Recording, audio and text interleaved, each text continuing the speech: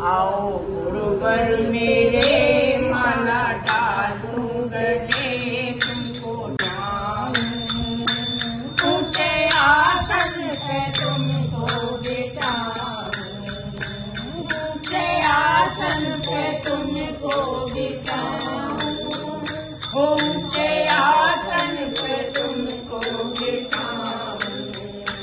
आओ गुरुवर मेरे माला डालूं गले तुमको जाऊं, ऊंचे आसन पे तुमको बिठाऊं। बहुत दिन से थी इच्छा हमारी, बोल नहीं रहे आप लोग, मैं कह देता हूँ। एक बात बताऊं, जो भगवान के संकीर्तन में नहीं को बिठाऊं, ऊंचे आसन पे तुमको बिठाऊं। आओ गुरुवर मेरे माला डालूं तेरे ऊंचे आसन पे तुमको बिठाऊं।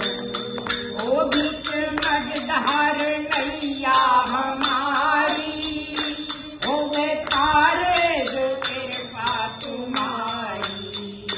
बीच मझधार नैया हमारी, होवे तारे जो कृपा तुम्हारी। तार नैया करो कष्ट मेरे हरो, कर जो पाऊं, ऊंचे आसन पे तुमको बिठाऊं। आओ गुरुवर मेरे माला डालूं गले तुमको जाऊं, ऊंचे आसन पे तुमको बिठाऊं। बहुत दिन से थी इच्छा हमारी, गुरुआएंगे शरण तुम्हारी। बहुत दिन से थी इच्छा हमारी, गुरुआएंगे शरण तुम्हारी। आज सन्मुख खड़ा द्वार तेरे खड़ा सर झुकाऊं, ऊंचे आसन पे तुमको बिठाऊं। आओ गुरुवर मेरे माला डालूं गले तुमको जाऊं, ऊंचे आसन पे तुमको बिठाऊं। और देखिए वक्त क्या कह रहा है कि दक्षिणा में क्या दूं अब तुम्हारी, कोई वस्तु नजर ना हमारी। हे गुरुदेव मैं आपको क्या अर्पण करूं, मुझे कुछ नजर नहीं आ रहा है। दक्षिणा में क्या दूं अब तुम्हारी, कोई वस्तु नजर ना हमारी। तारे नैया करो कष्ट मेरे हरो, ऊंचे आसन पे तुमको बिठाऊं। गुरु आ जाओ, हरि आ जाओ, गुरु आ जाओ, हरि आ जाओ। रबे और नमको तरसाओ, रबे और नमको तरसाओ। मैं तो आज पर गुरुदेव सवरिया मेरे, मेरा कोई ना सहारा बिना तेरे। गुरुदेव सवरिया मेरे, मैंने जन्म लिया रे जग में आया, मैंने जन्म लिया रे जग में आया। तेरी कृपा से जो ये घर तन पाया, तेरी कृपा से ये घर तन पाया। मैं तो नमस्कार करे गुरुदेव सवरिया मेरे, मेरा कोई ना सहारा बिना तेरे। गुरुदेव सवरिया मेरे नाम से प्रसिद्ध है। वहां का एक राजा था चंद्रकेत। प्रभु ने सेठ की तरफ से अपनी दया दृष्टि को हटा लिया, और जब उसकी निगाह सीधी नहीं होती हमारी तरफ, उसकी कृपा नहीं होती है, तो हमारा इस संसार में कोई भी साथ देने वाला नहीं। क्या हुआ?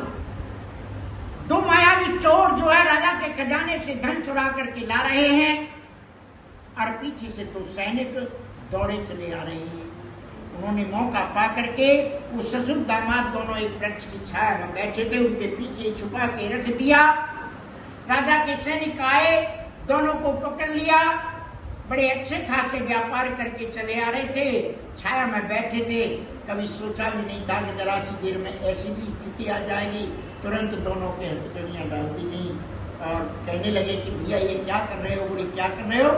चोरी और सीना चोरी। तुमने ये राजा का धन चुरा करके लाए हो? बोले हमारा इससे कोई मतलब नहीं है।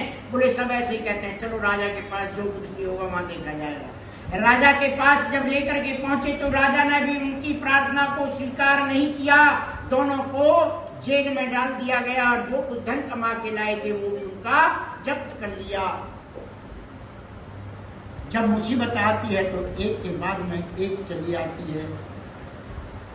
क्यों आती है? वही बात जो मैंने आपको बताई थी कि जब तक याद नहीं करेगा ईश्वर को तब तक मुसीबतें आती रहेंगी। अपनी गलती को स्वीकार नहीं करेगा तब तक मुसीबतें आती रहेंगी। इसलिए सोते उठते बैठते खाते पीते चलते नौकरी करते अपने मन में स्मरण उस गोविंद भगवान का अवश्य रखो जिसने तुम्हें सब कुछ दे रखा है। बोलो लड्डू गोपाल की जय। अब देखिए घर पर भी संकट गहराने लगा, घर पर भी स्थिति ऐसी आ गई कि भोजन के भी लाले पड़ने लगे। कलावती जो थी ना भोजन की इच्छा से और नगर में अपने मोहल्ले में जाती थी अड़ोस पड़ोस में और अपना रोटियां मांग के लाती थी, और दोनों माँ बेटी इसी तरह से अपना जीवन यापन कर रहे थे। समय के चलते चलते एक दिन क्या हुआ कि संध्या का समय था, कलावती भोजन की इच्छा से गई थी और जाकर के पंडित जी के घर में जैसे ही देखा उसने जहां से रोटी लेनी थी कि सभी भक्तजन बैठे भगवान की कथा सुन रहे हैं।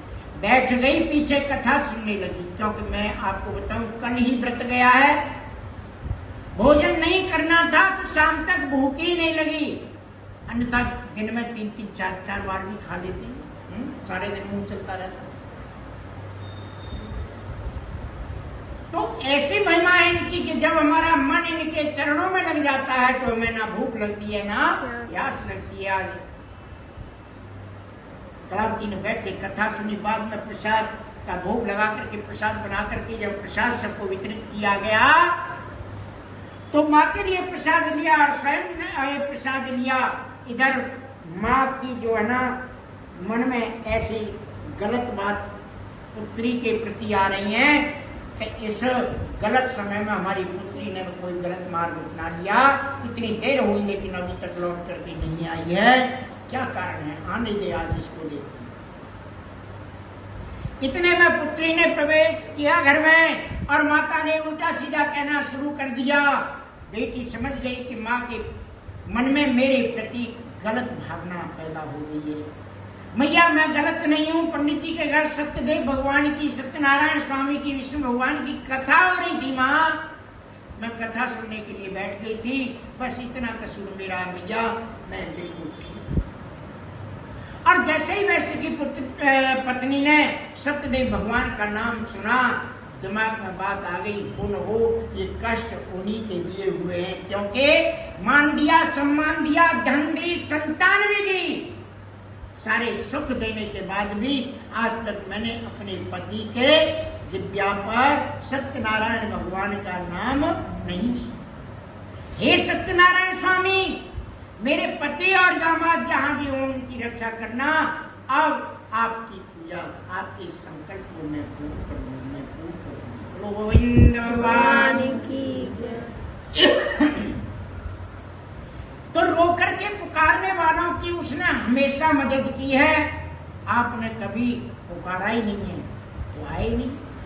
यदि कभी कोई संकट आकर के पड़े तो इसी के आगे मत्था टेक करके और फूक फूक करके रोना और पूछना क्या करूं और कहाँ जाऊं, कैसे करूं, तो जवाब मिलेगा, निश्चित मिलेगा। किसी न किसी रूप में आकर के आपको ये सांत्वना दे जाएंगे कि ऐसे कर। वैश्य की पत्नी ने संकल्प लिया। संकल्प लेते ही प्रभु प्रसन्न हो गए और जाकर के रात्रि को राजा को स्वप्न दिया, रे राजन, तेरे बंदी गृह में जो 2 चोर हैं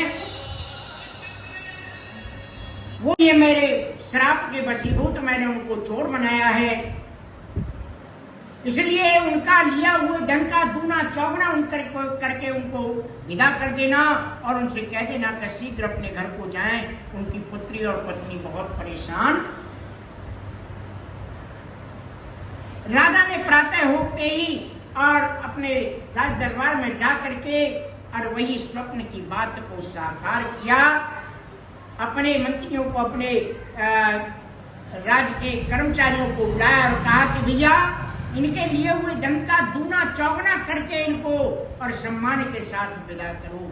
आज राजा ने बहुत से धन के साथ में और सम्मान के साथ में और क्या किया कि दोनों को, ससुर दामाद को विदा किया और बहुत से धन के साथ में लेकर के चल दिए।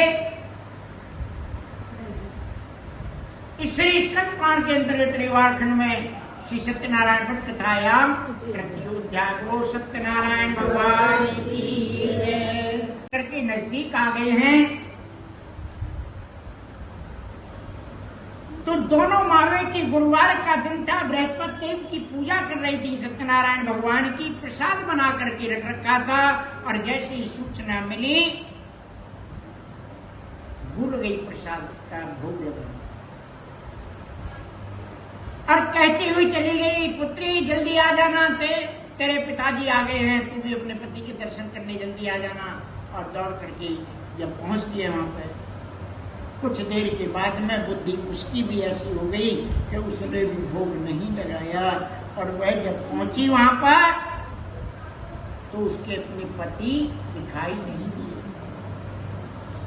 कहने लगी, पिताजी मेरे पति कहाँ हैं? बोले, बेटी अभी अभी तो दामाद जी धन सहित नाव में बैठे थे बेटा, अब तो ना नाव का पता न दामाद का पता।